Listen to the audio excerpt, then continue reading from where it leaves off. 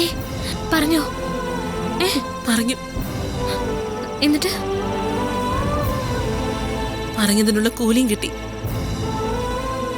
വിവേകിനെ വിടാൻ Padma madam police സ്റ്റേഷനിൽ വിളിച്ച് പറഞ്ഞിട്ടുണ്ട്. വിവേക് ഇപ്പൊ വീട്ടിലെത്തും.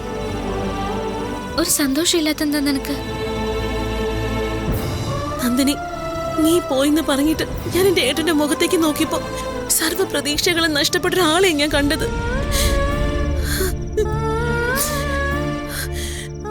എന്റെ ഏട്ടൻ വിശ്വസിക്കുന്നുണ്ട് നന്ദിനി, നിനക്ക് ഒരിക്കലും ഏട്ടനെ വിട്ടു പോകാൻ പറ്റില്ലെന്ന്. ജീവിതാവസാനം വരെ നീ ഏട്ടന്റെ കൂടെ തന്നെ ഉണ്ടാവൂന്ന്. ഭാരതി, നിന്നെ ജീവന്റെ ജീവനായി സ്നേഹിക്കുന്ന ഒരാളെയാ ഞാൻ അവിടെ കണ്ടത്.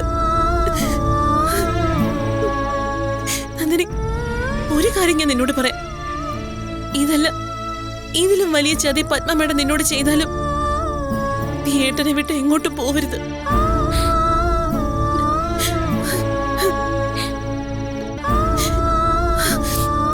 നീ ഇവിടെ തന്നെ ഉണ്ടാവണം.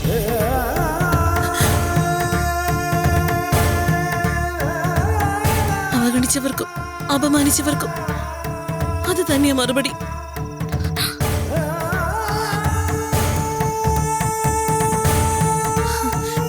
നീ ഏട്ടനടുത്തേക്ക് പോകുന്നത് അവർക്ക് തടയാൻ പറ്റുമായിരിക്കും. പക്ഷേ ഏട്ടൻ എഴുന്നേറ്റ് നിന്റെ അടുത്തേക്ക് വരുന്നത് അവർക്ക് തടയാൻ പറ്റില്ല. ദൈവം നിന്റെ കൂടെ ഉണ്ടാവും നന്ദിനി. ഈ പോരാട്ടത്തില് നീയെ ജയിക്കൂ, അതെനിക്ക് ഉറപ്പാ.